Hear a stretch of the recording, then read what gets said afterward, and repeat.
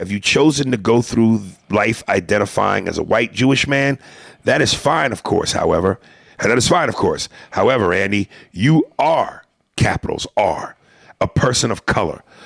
What? Nigga. No. Whether you want to realize it or not. It's that other side, that real niggerish side, which makes me sick. I can't stand to see black women in public with scarves and rags on their head. Like, bitch, take that shit off your head. You look like the stereotype, like a slave. I don't like seeing black. Bitch, get your hair done when you come to public and look presentable. I hate seeing fucking black women with scarves and rags on their heads. To me, it's lazy, and it's a fucking, it's an idea, an ideology, like a fucking, get out of that mentality. That's that nigga shit, and it makes me sick. About to piss off the Mexicans. I'm not really a big Mexican food fan, but when I do want Mexican food, oh God, please forgive me. I love tacos and burritos. Number one to me is Taco Bell. Number two is Chipotle. I don't like authentic Mexican food. It just doesn't, it doesn't grab me. I was going over some of the shit that I want to do. Like, I was thinking about two guys having a conversation and just the honesty of Italians that mean no harm. Let me ask you some fucking question. Not for nothing. How would you feel if your daughter was fucking a titsu? Hey, look, not for nothing, but me, I grew up different. I grew up with the fucking spades. So me, I love everybody. I'm being honest with you. My daughter's married to a fucking eggplant. The fuck out of here. Oh my God, let me tell you something. If my old man found out I was fucking a shine, forget about it. Like, the fucking words these motherfuckers use. I got it right. The proper way to say it is health. Health. They don't pronounce the H. Hey, fucking Andy. Not for nothing. How's your health? Health. How's your fucking health? Hey, my wife, she's breaking my fucking balls. I just got canned from my fucking job. But other than that, hey, at least you still have your health. Your wife, she's giving you a hard time. Here's what you do to both of you. You go down to Florida. You sit on the beach, you get a couple of fucking cocktails with the umbrellas. You have to do some of this, some of that. You come back. Next thing you know, you're rejuvenated. You're in good fucking health. You ever been to Florida? The fuck I know about it. Fucking love it, dude. I could sit. And Italians, old school Italian dudes, especially the fat ones with the gold chains and the wife beaters, them niggas just smell like olive oil. They just smell like sausage and olive oil. Dude, I love it. This is why I say it's crazy, because we worship these Italian mob movies and these Italian gangsters, but the truth is, old school Italians don't like niggas. They can't stand us.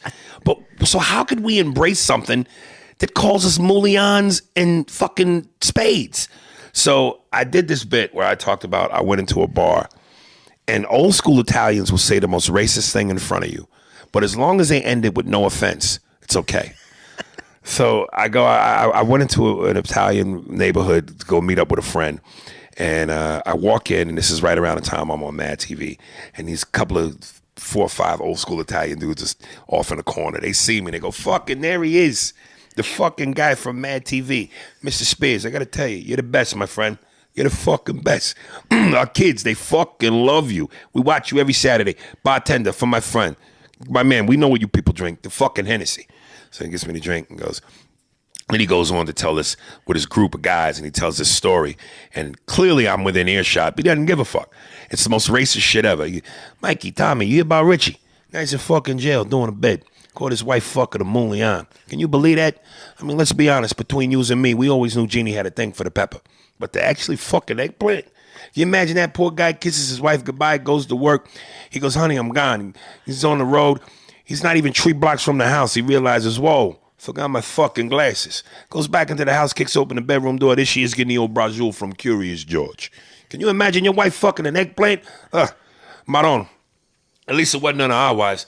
Maron, God forbid. Hey, Aries, no offense. Salud. So black grandmas. Yeah. That's how black people have always been. The caretakers, the nannies. You know, we call, baby. Ain't nothing more relaxing than jumping into the bosom of a 300-pound black bitch with 200-pound titties apiece. Oh, baby, let mom make you something to eat. You know, that's always how we've been. Black people have always been the big titties to the world. Don't even know. Come here, how baby. To address. Come here, baby. Come on, put your head in these big chocolate mountains. Oh, okay. You know what I mean? I'm just saying. But George Medina. Hey, Aries, saw your show in Irvine the other day, and you killed it, bro. My boy had never been to a comedy show, so you popped this comedy cherry. All right, with your sweet ass. Come get your mad ass in this pool with me. Matter of fact, that's the movie line for today. I want you to tell me what it is. For the guy that got it right, I'm going to read it. I'm going to send you a T-shirt. Check this out. Here, I'm going to go deep with this. If somebody can tell me what this next movie line is, I will send you an iPhone. Are you fucking kidding? No, I'm put my dick on the table, nigga. Listen. That was my balls. I'll send you an iPhone. Because I feel like if we do shit like that, people will spread the word. Yo, you can listen to Spears and Steinberg and get a goddamn iPhone. Ready? Here's the line. Oh, I love it when you talk dirty to me. Come get your mad ass in this pool with me. You know what it is? No. That's a shame. You're a comedian, too. Anyway, just a couple. I'll tell you what, since they're only T-shirts, Leroy, G Justice, and Soul Bro, I'll send you all one. But the iPhone, I can't be just buying. How much is the iPhone 10? Yeah, like $1,000. Is it really? Yeah, like 800 or something. I think no, Oh, 900, 999. I think. All right, I'm gonna send you niggas iPhone 10 box. Like, first of all, we know kids curse. When kids aren't around it, well, white kids. When you're around your mothers, you curse like you're fucking their peers. Fuck you, mom. I'll smoke in the house if I want to. What, you fucking let Tad do it? Why, because he's eating your pussy? Yeah, so white kids in general curse. White kids have no limits. One of my shows, How to Get Away with Murder. But I was perusing through Netflix recently, and I decided to kind of give it a glimpse. And there was a scene where I guess the two dudes who were into each other, I mean, damn near Fatal Attraction fucking over the sink energy. I mean, ripping each other's shirts off, neck sucking, tongue kissing, hair grabbing. God,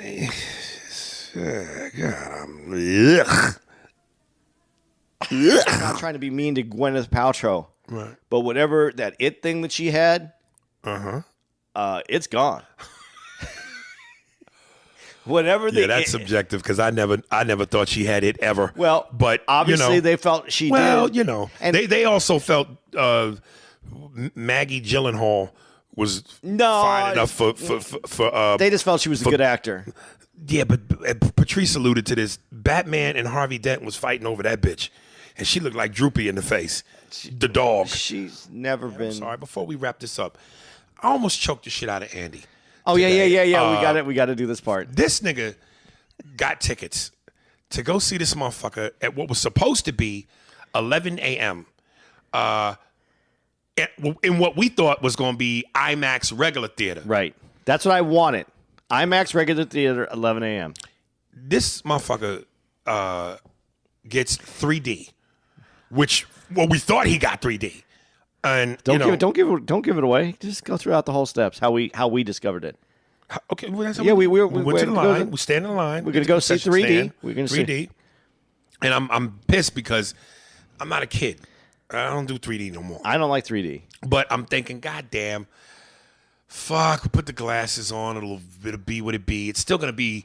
You're still gonna feel what you're supposed to feel, and it's still a monumentous occasion cinematically. But fuck, I don't want to sit with goofy glasses on for 2.5 hours. So I go. Yeah.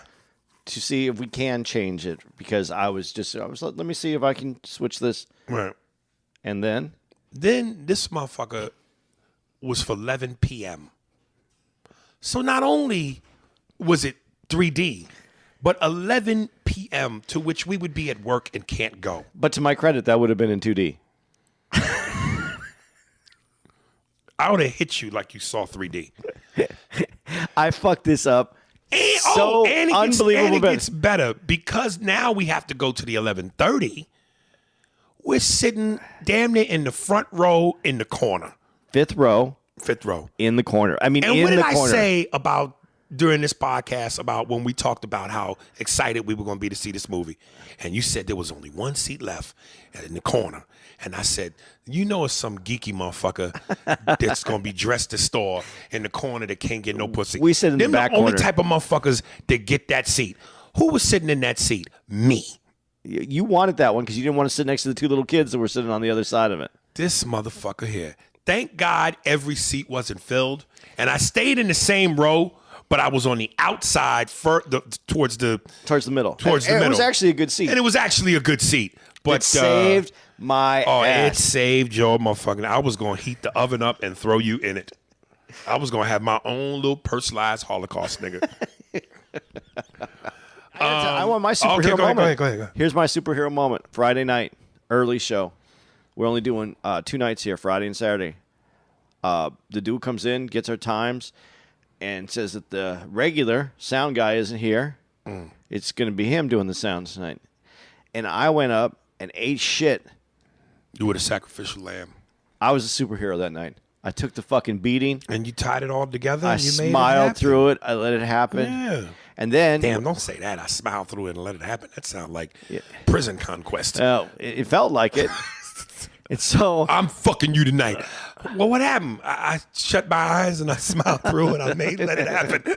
This is what it felt like. I was... like prison ass rape. And then when They're doing a benefit in honor of Brody Stevens, the comedian who committed suicide and hung himself. They're doing a benefit for suicide prevention. Am I going to are you going to give me your opinion while you pissing? No, I got to To adjust your dick? Why you stand up and go hide to do that? Well, I had to adjust. It was just, I don't know, it felt inappropriate. It's inappropriate for a man to say inappropriate. Okay, well. Jesus.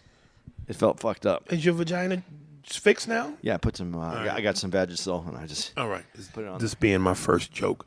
Ladies and gentlemen, I'm so honored to be here. I'm very nervous about tonight.